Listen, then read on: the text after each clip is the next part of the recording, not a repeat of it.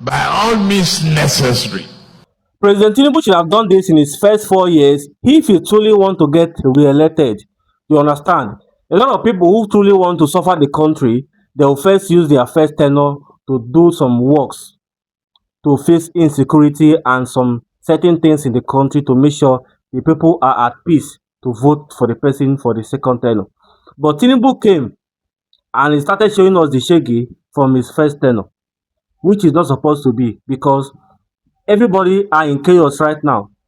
They are kidnapping left, right, and center. So which mind are the people going to use to vote you? I'm a very unbiased analyst, a political commentator, and a content creator. I will tell you the truth today. See, a lot of politicians, they have something upstairs. If they want to truly loot the country, or they want to loot their states, let's say state governors, let's start from there. In their first 4 years, they will do some certain things in their country, sorry, in their state. When you vote them in, they will do road, make sure they face insecurity, make sure they do some tangible things that can make the people love them. Make sure they do things that will make the people say, okay, this man, you need to come for the second tenure. So when they re-elect these people, that is when they are supposed to come and do all they want to do to the country. If you want to loot, if you want to borrow money, if you don't want to execute project, the second term is the best time for you to do that so that you can leave debt for the next person that is coming into office. That is their strategy, not me. I'm just trying to explain it for you. So President Tinubu, knowing fully well that he was the one that brought President Muhammad Buhari, late President Muhammad Buhari, he should have said, okay, I brought this person and this person has spoiled Nigeria to some extent. I'm supposed to face insecurity. I'm supposed to do roads. I'm supposed to face healthcare. But no, this man went straight and removed subsidy. The first day in office, or first week in office, he said there is no longer subsidy. Now we are suffering high level of price increase in fuel. He has removed electricity subsidy. Now we are paying band A. If you know how much we are paying in Lagos, because I currently live in Lagos, if you know the amount of money we are paying for light, if you know the amount of money we are paying for rent, because everything has skyrocketed. The cement they are using to build the house, the rod, the wood, the zinc, even down to the sand and stone, the granite, everything is fucking expensive. So the landlord will build their house and they'll put the rent at a very outrageous amount. If you cannot rent it, you go. The major problem we are facing here now, if you don't rent it, if you come back tomorrow, one Yahoo boy or one fraudulent guy would have rented the house. Now, that is not the point of me making this video. President Tinubu, knowing fully well that he brought Buhari to office and Buhari showed us shege, he should have said, okay, let me use these first 4 years to work. Let me use these first 4 years to show these people that I can truly take this country to the next level. Even if you truly don't want the country to work, you understand? You're supposed to use the first 4 years to make sure you put things in order. And immediately, President Buhari hand over the throne to him as the president of Nigeria, we started facing double of what we faced in President Muhammad Buhari tenure. This is just 3 years going to 4 years in President Tinubu tenure, and we are facing what we have not really faced in President Buhari 8 years in office. The amount of school kidnap, the amount of road kidnap, the amount of people that were adopted without getting to social media. Because a lot of people were adopted, but they did not make up to the news. A lot of people were kidnapped, but nobody knew about it. The one you know about is the one the news carry. The popular ones, the one that happened in Oyo, the one that happened in Jos, the one that happened in Plateau, the one that happened in Kano, the northern part of Nigeria. So the one that is happening that nobody know about is even more than the one that is happening that we are seeing.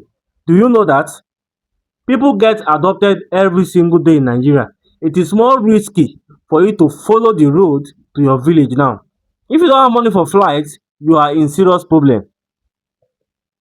We that live in Lagos now, every single day we are afraid for our family who live in the village, because one day you can just get a call from the village that your family member has been adopted. or they have been kidnapped, or they have been attacked and killed. It's very unfortunate. It's very, very unfortunate. When I get some calls from the village, I'll be very afraid to take it because I'll be like, God, let it not be bad news. Let it not be bad news. At the end of the day, it is not bad news. It is only God that is saving us in this country. It is only God that is saving us in this country. A man that say, if I don't give you 24-hour electricity, do not vote for me. Whichever way, by all means necessary,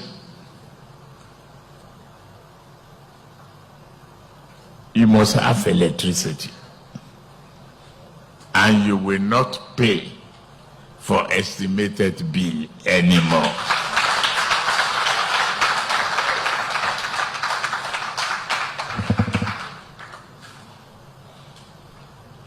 A promise made will be a promise kept. If I can't keep the promise and I come back for second term, don't vote for me. That's the truth. He's still campaigning, saying renewed hope. He want to come and renew our hope. So it is when all of us die in this country that he will know that he's supposed to leave office. Somebody like President Bola Ahmed Tinubu is supposed to be in Canada, in US, in UK, playing with his grandkids. He is an old man. He has no business with a president's title. Now that you are now a president, what have you done? Nothing. You have registered your name as one of the presidents in Nigeria. Please, can you step down for other people to come in and let's test their ability? If truly they can move Nigeria to the next level, trust me today, if Peter Obi come into office and he start doing rubbish, I'll be the first person that will come out to say, Peter Obi, leave that place. There is no sentiment, there is no emotion. If you're not leading well, you leave there for another person to emerge. Peter Obi has not been a president, and they are accusing him and making sure that they want to push him to some end that will make him not contest as the president of Nigeria. Tinubu has been there for over 4 years. He has not done anything. So we should elect a president that has not done anything in 4 years than somebody that has not been a president before. How possible is that? There is Omoyole Sowore, there is Atiku. Even though I don't want Atiku to be the president because wahala go dey. There's Omoyole Sowore, there's Peter Obi. But President Tinubu is a no-no. I know a lot of tribal bigots will still vote for him because he's Yoruba. And that is the major problem we're facing in Nigeria.